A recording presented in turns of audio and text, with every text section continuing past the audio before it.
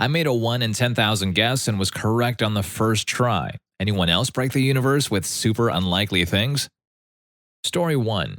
An unnamed man and I have ran into each other approximately 20 times in my life. I'm 23.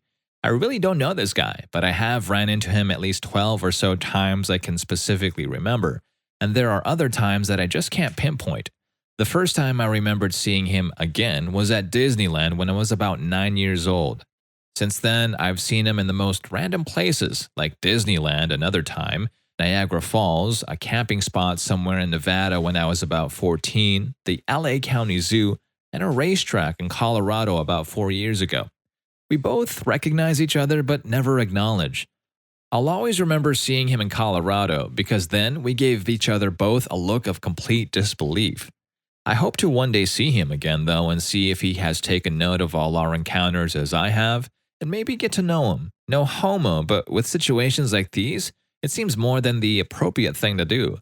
Aside from running into him at random stores, another one was at a movie theater in Vegas. Don't remember which one exactly, but it's literally on the inside of a casino. And who knows, maybe we'll never see each other again until our last day, making a moment of eye contact right before we collide head-on in a car crash. Epic. Story 2. I told a cop that a perfectly fine parking meter would fail, so he would tear up my ticket. When he asked me to prove it, I did, and the meter failed. I was picking up my lunch from my office. As opposed to looking for parking, I found a meter that was right in front. I never use meters if I can help it, mostly because I don't have any change. So I park and run inside, hoping this lunch pickup would take just a minute. This restaurant was notoriously speedy. Of course, they were running late this time. And of course, in the split second I turn my head, a bicycle cop finds my car and starts writing the ticket. I run outside and start weaving a tale about how I definitely put in money and I'm so surprised it ran out so quickly, and to please look at the other ones just this once. The cop looks at me and the conversation goes as follows. Him. Once I start writing, I have to give the ticket. Me. Aw, come on, I put money in there for sure and it just ran out so quickly. Him. Well, did the meter fail? That's the only way I can tear up the ticket. Me. Yes, it failed. That's what happened, of course. Him. Prove it. Figuring I had nothing else to lose, I said, sure. I had to run inside the restaurant to get some change because I had none in the first place. I get a dime and run out to the waiting cop and say, watch this. As soon as my dime goes into the meter, the screen flashes, fail. There was absolutely nothing wrong with this meter before I put that dime in. I figured I lied so hard I changed the universe. The cop, well, he tore up the ticket. Story 3. Early in our relationship, my husband and I took a walk on a clear, starry night. He put his arm around me, looked up at the stars, and said something like, I love you so much. If I could, I'd make a shooting star just for you to wish on. Right there. And he pointed at the sky, and immediately afterward, a shooting star appeared exactly where he pointed. No shot. I had to marry him because clearly he was some sort of wizard. Guy memorizes when the next meteor shower is. Wins girl's heart. Story 4. I had an icebreaker for an attractive girl I saw. The icebreaker was to guess the date of her birth and say, I'm an expert. This obviously shouldn't work. I've never tried it before. So I guessed June 24th. What do you know? Spot on the date. I called bullcrap. She showed me an ID. Correct day. Luckily, she didn't think I was a creep, for my expression myself was out of amazement. And I've never tried that trick again, so I have a 100% success rate at guessing attractive women's birthdays. Story 5. At my junior high school, the containers for recycling aluminum cans had a flap on top so you could easily reach in and pull something out. One day, while waiting in line next to one, 8th grade me made the comment, how cool would it be if I just reached in and pulled out a full soda? And then I reached in, grabbed the first can I felt, and proceeded to pull out an unopened can of orange soda. 2 people around me in line looked at me like I was a wizard. Story 6. When I was 10 or so, my grandma told me she taped a movie for me on TV, but she couldn't remember what it was called. Without pause, I said, is it Short Circuit 2? And it was. We had never discussed the movie. I wasn't even aware it was out on TV at that point. It was a completely random guess, and I still have no idea why it was even in my first guess. Story 7. In middle school, my best friend and I called each other every evening just to shoot the convo, talk girls, or update on our Max Payne and GTA playthroughs. Not one, but two different times I picked up the phone to call him to hear no dial tone. Hello? It was my buddy who had called at the same exact time and I had actually answered without the phone ever ringing. We never had any sort of plan or schedule, just whenever we were fine with dinner and homework or whatever. True bromance that lasts to this day. Lol. Story 8. My dad works at the Federal Reserve in Washington, and it was take your kid to work day. Before we actually got to see the cool stuff in the Fed, believe me, there is some, we all had to sit in this really nice room and get some presentation on the economy and stuff. For some reason, they had someone talking about the environment and crap, and I was like 8 or 9, so I didn't even care. She asked how many gallons of water are wasted from leaky sinks each year, and I randomly raised my head and say 52.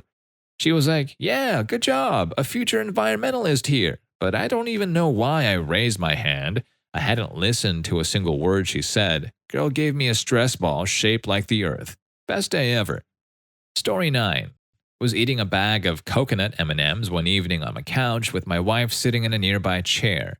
I reach into the bag and I pull out 5 random M&Ms and they were all brown. I show it to my wife. She disbelieves that I did that randomly.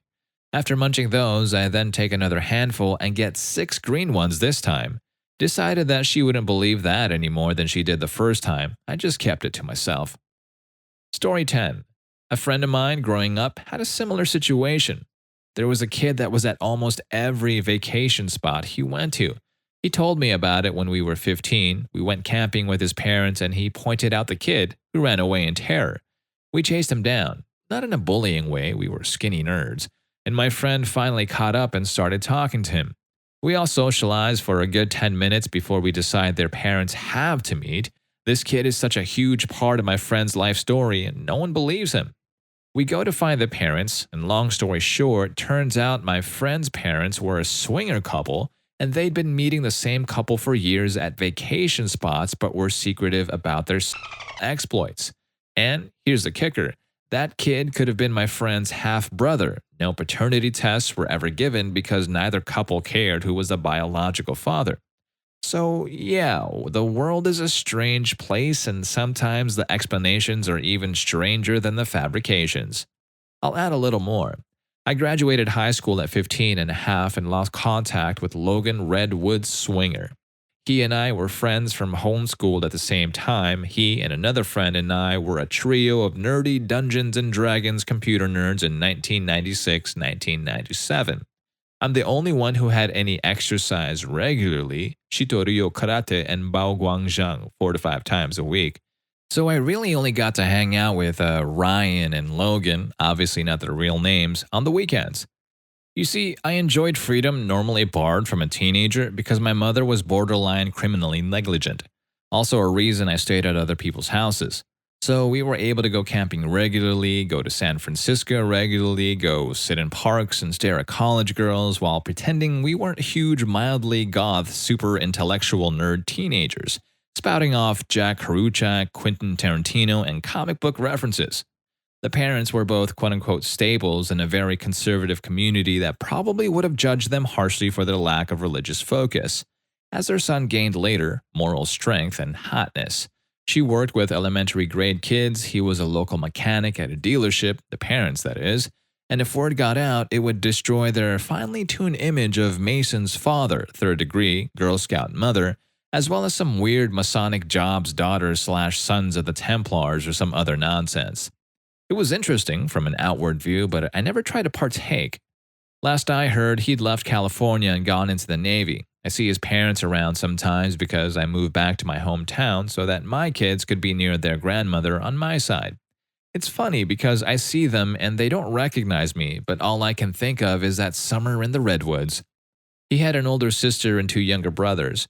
I had a hardcore crush on the older sister, but she saw me as one of her younger brother's friends. She was 18 and I was just about 14 or 15, which was when she went to college, and I realized through seeing her around the college town near our house that she'd gone complete skank.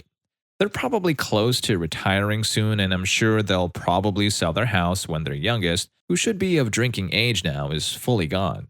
get into an RV and have sexy 60 plus swinger hookups with all their friends if they're still around. I imagine that's what I'd do when I retired if my entire life had been facilitating this secret rendezvous. Story 11. After a class in my undergrad, I was approached by a girl who'd noticed my t shirt. It was a shirt from a summer camp I guided whitewater canoe trips for, and it was fairly well known in the camp community. She was wearing a t shirt from her camp, also very well known. We introduced ourselves and became acquaintances. Of course, there's more. The following summer, I was at a river doing the annual training with our guides when she, let's call her Mary, walks up seemingly out of nowhere. Strange for us to run into each other here in the wilderness. She was out there doing a course to upgrade her whitewater certification. This is in mid-April or so. In casual conversation, I introduced her to a friend of mine who was to be one of the 3 guides on a trip we were to lead that summer. And of course, there's more. That summer, the 3 of us guys with our 9 campers paddled from Western Ontario, Canada, near the border of Manitoba, all the way across a province, 750 kilometers over 25 days, on a river called the Attawapasikat, which ends in James's Bay. We had to take a train for over 24 hours from a couple hours north of Toronto to get to the start, and after all that paddling, we had to fly south to where we could catch a train to a place where there were roads again so we could drive back to camp. We're sitting in the town where the train leaves, Moosonee, just watching this other trip get in from a river called the Misanaibi. This river starts 800 kilometers away from where we started. It flows from the south and they paddled right into the town we were in. We see some kids portage carry their stuff over the hill tortoise and we notice they're using wanigans. Wanigans are an old Voyager style of packing things that amounts to putting all your stuff in wooden boxes and carrying it with tump straps, a strap that goes over your forehead. We speculate idly on which camp that might be using wanigans. Other than us, we couldn't think of many that did. I guessed one camp in Mackie. My fellow guide said, "I don't think I know anyone from there." I said, "Yes, you do. You know Mary." "Mary?" "Yes, Mary. I always run into her. I randomly ran into her at training this last spring. You don't remember?" "Oh," faintly recalling, "I think, yeah, that girl." I point at Mary, the next girl to portage a canoe over the hill. Needless to say, we were shocked and overjoyed to have someone to talk to on the long ride home about our experiences that weren't part of the small cult that inevitably forms on long trips like this. And of course, there's more. The next summer, I decided to take a whitewater rescue technician course to keep me current, pun intended, for trips for the next few years. Mary is the first person to walk out of the cabin as soon as I pull up. She's doing a bit of work on the side of the company, of course. And of course, there's more. About 4 years later, I find myself in Mongolia. I was at the end of a 10-month traveling trip and hadn't seen anyone I knew without planning it first.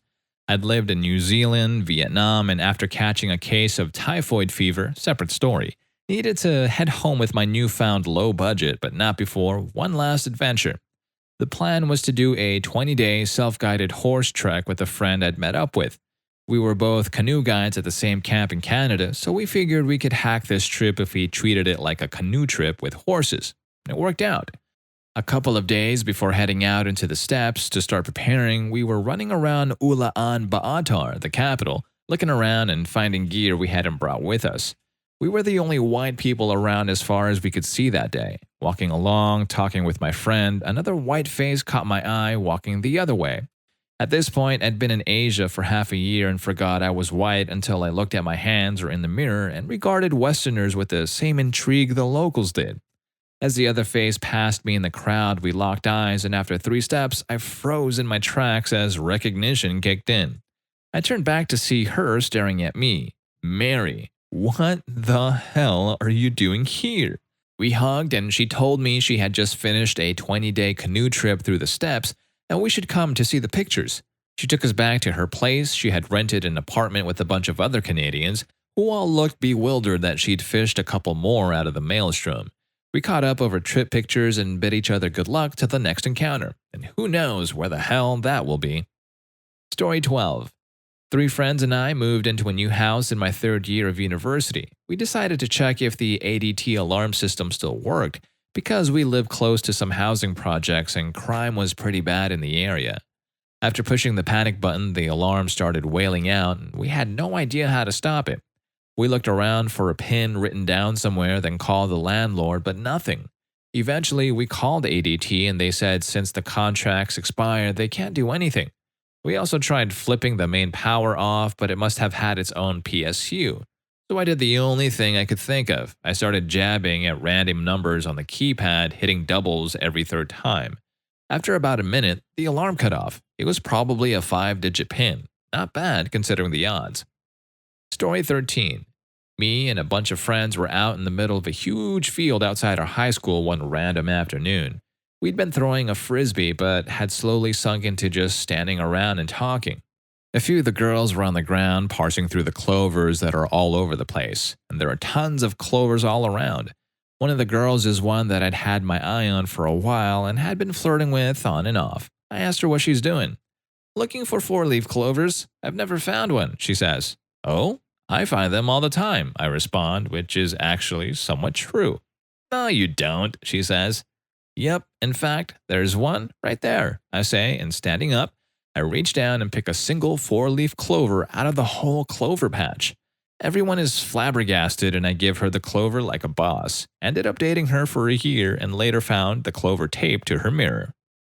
Story 14. Picked out my fiance's engagement ring at a place my great-great-grandfather went to so much they still know his name there and did not know about it at the time. My fiance and I grew up in different states. She was from Montana and I was from California, but we both ended up moving to Oregon and that's where we met. After dating for a year and a half or so, we decided that we wanted to get married. No big rush or huge announcement or anything, just decided we were right for each other and wanted to make it official. She stuck with me through my first bout of cancer, and I knew then that she was the one for me. A couple of weeks later after that, we drove to Montana to visit her family. We'd been on the lookout for a good engagement ring for her, but we didn't want anything fancy or expensive, and she wanted to help pick it out instead of me surprising her with one, which I was completely okay with. So, on our way back home from Montana, we stopped at a small restaurant/store combo where they have a small selection of jewelry. It's a place called the 50,000 Silver Dollar Bar and is actually pretty well known. It's exactly what it sounds like. 50,000 silver dollars line the walls of the building. It's right before and after, not sure which, a large pass that is hard to get through in the snow. Anyways, we go in and she finds a ring that she loves and we get it for her. Later on the trip on the way back, we stopped at a waterfall in Oregon and I officially proposed to her with it. It was a good moment. Fast forward half a year later, we're talking with my grandma and telling her the story. Her jaw kinda drops a little and tells us that my great-great-grandfather used to work as a tow truck driver, and when that bar opened, he would go wait there and wait for people who needed to be towed when the weather was bad. Apparently, he spent a lot of time there. This was when the bar first opened, and he was one of the first people to place a silver dollar on the walls. She said that if we would have told one of the employees his name, they would have been able to point out which one he had put up. Needless to say, we were quite surprised, and I had never even heard of this place before, and we ended up picking out her engagement ring there. Story 15. I was in junior high, and this girl I talked to, our parents were friends, rode the same bus I did. I got on the bus one day, and in my brilliance as a socially awkward kid, I told her that I put a spell on her and made some quite convincing hand movements and facial twinges. Ugh, she said and sat down in her seat ignoring me. The next day, she gets on the bus in much the same way. I asked her how her day was and, as I randomly pulled something out of thin air, asked her if the curse I had put on her had worked. Did you hurt your hands at all? Her face went pale. She took her hand out of her jacket pocket to reveal 3 fingers taped up. She told me she had slammed them in her locker that day.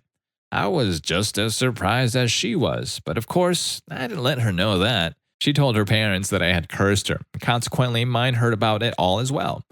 Never again have I ever felt that lucky at a guess. Story 16. I was hosting a poker game at my house a few years back. As a hand is being dealt, I got up to change the music or something to that effect. The bet comes around to me, and from across the room I say, I'll raise some amount blind on my pocket aces. I was gone from the table before the deal started, so I certainly hadn't seen the cards. A couple of people called knowingly they had something, and I had no idea what I had. I have a bad habit of playing really stupid when I get up in cheap poker, about $10 buy-in, I believe. So I decided to persevere. I never once touched the cards and continued to play them as if they were aces. Got down to me and one other. He raised, I called, and he flipped over pocket kings. I asked him to flip mine, which was still laying exactly where they were dealt. They were, of course, pocket aces. 'Twas a shining, glorious moment. Story 17. I drew 5 cards off the top of the deck. 2 of diamonds, 7 of clubs, 6 of hearts, jack of hearts, 4 of spades. The odds of me drawing those exact cards are about 1 in 650,000, but I did it on my first try. Story 18.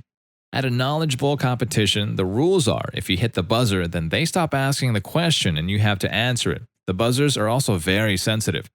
The question comes first. The first 6 words, buzz. A guy on the other team had accidentally hit the buzzer. His eyes got really wide and he says, "Oh, crap, it was the best of times."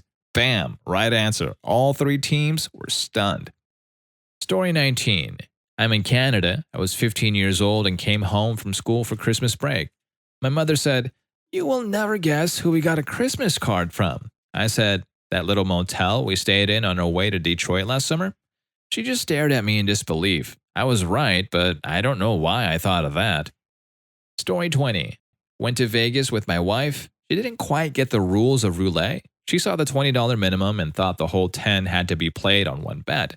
She bets $20 on 27 and wins $700 in her first play in Vegas. We ate pretty well the rest of that weekend.